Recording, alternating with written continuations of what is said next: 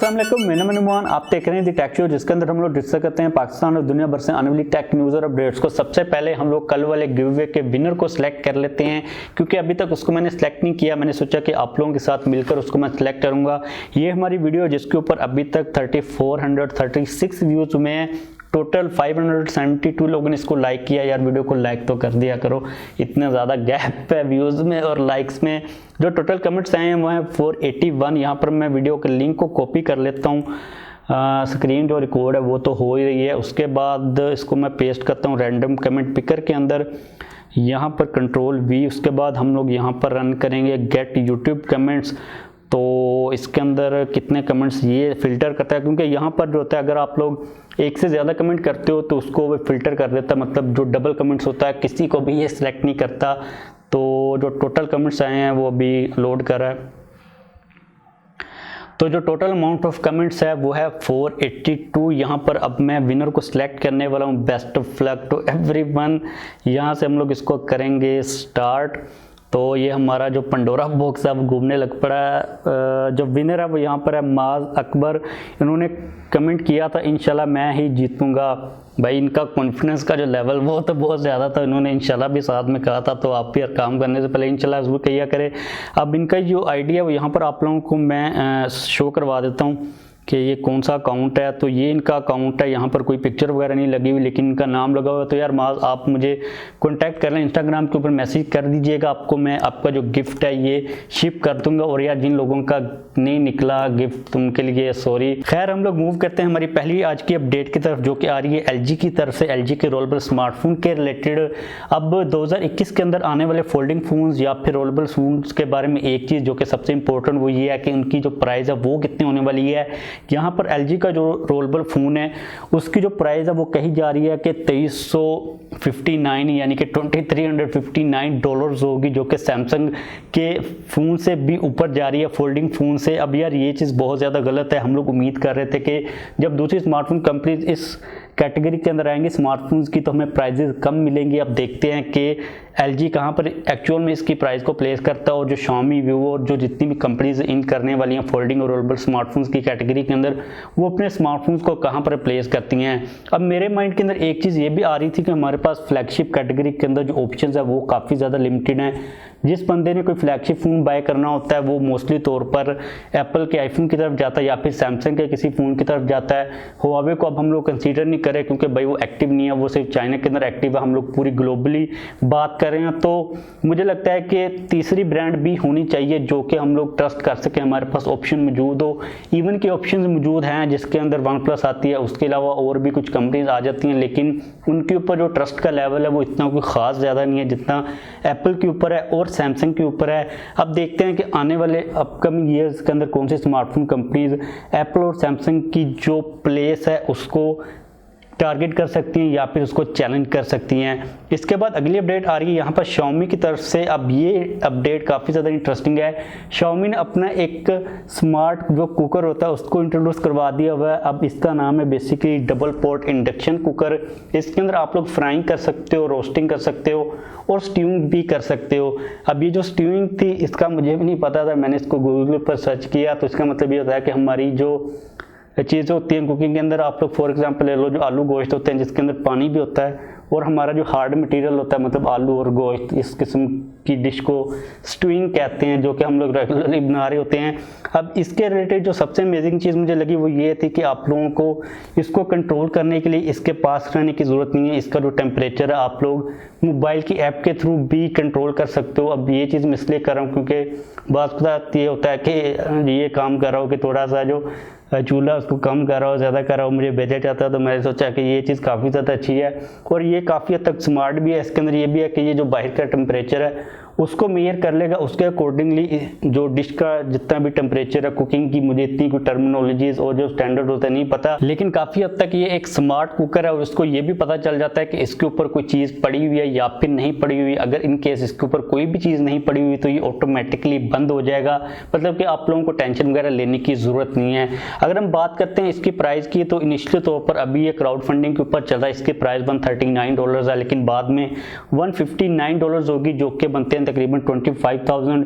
अब मुझे एक्चुअल में ये भी नहीं पता कि मार्केट के अंदर जो हमारे स्मार्ट गैजेट्स हैं कुकिंग के रिलेटेड, उनके अंदर में क्या फीचर्स मिल रहे हैं हाई एंड लेवल के ऊपर और उनकी क्या प्राइस हैं। लेकिन ये क्योंकि ये प्रोडक्ट Xiaomi की तरफ से है तो हमें पता है कि Xiaomi काफ़ी अच्छी प्रोडक्ट्स को बनाता है। और हमारी जो मार्केट्स हैं दूसरी इलेक्ट्रॉनिक्स की, मुझे लगता है कि उसके अंदर भी अब जो हमारी मेजर ब्रांड्स हैं इलेक्ट्रॉनिक्स की, उनको आने की ज़रूरत है ताकि हम लोग एक स्टैंडर्ड के ऊपर जो क्वालिटी प्रोडक्ट्स हैं उनको हासिल कर सकें। इसके बाद अगली अपडेट आ रही है Zong वर्सेस PTA के रिलेटेड। अभी मैंने थोड़ी देर पहले एक वीडियो को अपलोड किया जिसके अंदर हम लोगों ने डिस्कस किया था कि भाई Zong ने PTA से क्लेम कर लिए हैं 600 बिलियन जो पाकिस्तानी रुपीज़ हैं। उस टॉपिक के ऊपर मैं पूरी डेडिकेटेड वीडियो बना चुका हूँ, उसका लिंक आप लोगों को मैं नीचे प्रोवाइड कर दूंगा। लेकिन उसके बाद मैं थोड़ी सी रिसर्च कर रहा था कि बेसिकली यहाँ पर सीन क्या चलता रहा, तो एक चीज़ मुझे जो पता चली वो ये है कि इससे पहले PTA Zong को काफ़ी बड़ा फाइन कर चुका हुआ था। अब इसकी रीज़न ये थी कि Zong अनऑथोराइज्ड और इलीगल जो फ्रीक्वेंसीज थी उनको यूज़ कर रहा था, जो कि PTA ने अलाउड नहीं की थी Zong को यूज़ करने के लिए। और PTA ने Zong को 29.5 मिलियन पर मेगाहर्ट्ज़ का फाइन किया था 15 ईयर्स के लिए। अब ये एक्चुअल में अमाउंट कितनी बनती है इसका तो मुझे आइडिया नहीं है, लेकिन जो चीज़ें हैं वो थोड़ी सी अब क्लियर हो चुकी हैं क्योंकि इससे पहले Zong को फाइन हो चुका हुआ था। इसलिए मुझे लगता है कि अब Zong को याद आ गया कि भाई हमें जो स्पेक्ट्रम दिया गया था वो ठीक नहीं था। जो लॉजिक है वो हम लोग अंडरस्टैंड कर सकते हैं कि अगर Zong को स्पेक्ट्रम ठीक नहीं मिला था तो भाई इतने सालों तक आप लोग यूज़ ही क्यों कर रहे थे, आप लोग फिर उसको डिनाई कर देते, आप बाई ना करते। तो चीज़ें काफ़ी ज़्यादा इंटरेस्टिंग हो चुकी हैं। PTA का और Zong का जो केस है वो इस्लामाबाद हाई कोर्ट के अंदर बेसिकली चल रहा है। इसका जो अभी किसी किस्म का फैसला नहीं आया, लेकिन जो Zong की बात है, जो Zong का लॉजिक है, उनकी जो साइड है उसके बारे में आप लोगों को अगर जानना तो लिंक आप लोगों को आज मैंने वीडियो अपलोड की है उसका मिल जाएगा, तो आप लोग उस वीडियो को जाकर देख सकते हो। इसके बाद अगली अपडेट यहाँ पर आ रही है सोनी की तरफ से। तो सोनी ने साइबरपंक को अपने जो स्टोर है उससे रिमूव कर दिया हुआ है। अब इसकी जो एक्चुअल में रीज़न है रिमूव करने की वो इतनी कन्फर्म नहीं है, लेकिन जो हमें हिंट्स मिल रही वो यही है कि भाई साइबरपंक ने जितनी हाइप बनाई हुई थी उस स्टैंडर्ड्स के ऊपर वो पूरी उतर नहीं पा रही। सीन ये है कि जो लोग हाई एंड पीसीज के ऊपर, हाई एंड प्ले स्टेशन के ऊपर उसको प्ले कर रहे हैं तो जो फ्रेम ड्रॉप है वो 20 FPS से भी नीचे आ रहा है। मतलब आप लोग यहाँ पर थोड़ा सा इमेजिन करें कि एक बंदा जिसने बहुत ही हाई एंड गेमिंग पीसी को बिल्ड किया, उसके बाद उसको जो गेम के ऊपर गेम प्ले मिल रहा है वो 20 FPS से भी नीचे मिल रहा है, तो उसके क्या जज्बात होंगे। और काफ़ी लोगों ने ये चीज़ भी रिपोर्ट की है कि जो साइबरपंक का कोड है वो भी क्रैश हो रहा है। सोनी ने ये कहा कि जिन लोगों ने उनके प्ले स्टोर से, उनका जो भी ऐप स्टोर टाइप है वहाँ से साइबरपंक को बाय किया, वो लोग उनको रिफंड कर देंगे। अगर आप लोगों ने बाय किया साइबरपंक वगैरह का तो आप लोग जो सोनी के सोशल मीडिया हैंडल्स हैं उनको विजिट कर सकते हो। अब देखना पड़ेगा कि साइबरपंक इसको लेके क्या करता है, क्योंकि भाई सोनी का अभी जो प्ले स्टेशन 5 आया काफ़ी ज़्यादा उसकी हाइप बनी हुई है, काफ़ी ज़्यादा लोग अभी स्टिल उसका वेट कर रहे हैं डिलीवरी का। उसके अलावा जो साइबरपंक ने हाइप बनाई हुई थी, आपस में इन लोगों को जो चीज़ें हैं वो काफ़ी हद तक इंटीग्रेट कर लेनी चाहिए थी, लेकिन देखते हैं कि जो साइबरपंक का पूरा सीन है ये किस साइड के ऊपर जाता है। और ये भी काफ़ी हद तक मुझे लगता है चांसेस हैं कि जो साइबरपंक है वो फ्लॉप हो जाए, कि इतनी ज़्यादा चीज़ों को अचीव ना कर पाए जितनी उन लोगों ने इमेजिन की थी। आप लोगों को पता है कि स्मार्टफोन कंपनीज़ ने उनके जो थीम्ड फ़ोन थे वो भी ऑलरेडी मार्केट के अंदर लॉन्च कर दी हैं, तो इस लेवल की उसकी हाइप बनी हुई थी। इसके बाद अगली अपडेट यहाँ पर आ रही है वीवो की तरफ से X60 सीरीज़ के रिलेटेड। उसकी जो लॉन्च डेट है वो कंफर्म कर दी गई है, जो कि है 29 दिसंबर।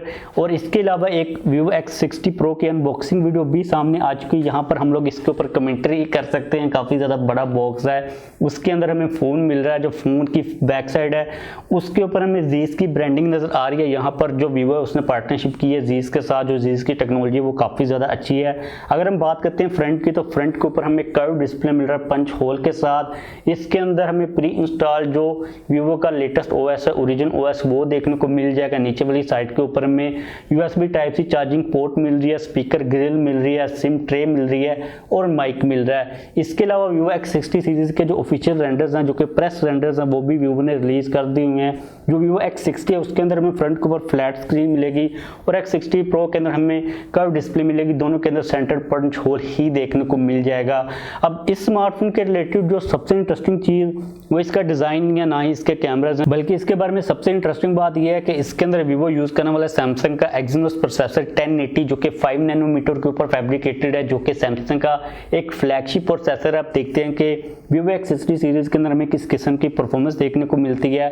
और एक रूमर ये भी आ रहा है, एक रिपोर्ट ये भी आ रही है कि भाई सेम डेट के ऊपर यानी कि 29 दिसंबर को Xiaomi Mi 11 सीरीज को भी लॉन्च करने वाला है। अब देखते हैं कि ये दो स्मार्टफोन एक ही डेट के ऊपर आते हैं या फिर नहीं आते, और ये दोनों स्मार्टफोन्स अगर इसी साल के अंदर आते हैं तो ये आखिरी फ्लैगशिप फोन्स होंगे जो कि 2020 के अंदर आएंगे। और मुझे लगता है कि इन स्मार्टफोन कंपनीज को क्या करना चाहिए था कि 2021 के अंदर इनको ले जाते, क्योंकि 2020 भाई बहुत ज़्यादा मनहूस साल रहा है। इसके बाद अगली अपडेट यहाँ पर आ रही है Galaxy M12 के रिलेटेड, जो कि 3C सर्टिफिकेशन के ऊपर लिस्ट हो चुका हुआ है। पहले हम लोगों को एक रूमर के अंदर ये चीज़ बताई गई थी कि इसके अंदर हमें 7000 mAh की बैटरी मिलेगी, लेकिन 3C सर्टिफिकेशन के ऊपर ये चीज़ कंफर्म हो चुकी है कि हमें M12 के अंदर 6000 mAh की बैटरी देखने को मिल जाएगी। इसके अलावा ये Geekbench के ऊपर भी लिस्ट हुआ है। जो प्रोसेसर हमें मिलेगा वो Exynos 850 मिलेगा। अब देखते हैं कि ये फ़ोन कब आता है। उसके अलावा जो Galaxy A12 है और जो A02 है वो पाकिस्तान के अंदर बहुत जल्द आ रहे हैं, तो अब देखते हैं कि उनकी प्राइजेस क्या होती हैं। वैसे उनके ऊपर मैं एक पूरी डेडिकेटेड वीडियो बना चुका हूं, अगर आप लोग उसके अंदर इंटरेस्टेड हो। तो बस आज के लिए मेरे पास यही टेक न्यूज़ और अपडेट्स आ रही थी। वीडियो को खत्म करते हैं, और अगर आपने अब तक चैनल को सब्सक्राइब नहीं किया तो चैनल को भी सब्सक्राइब कर लीजिए।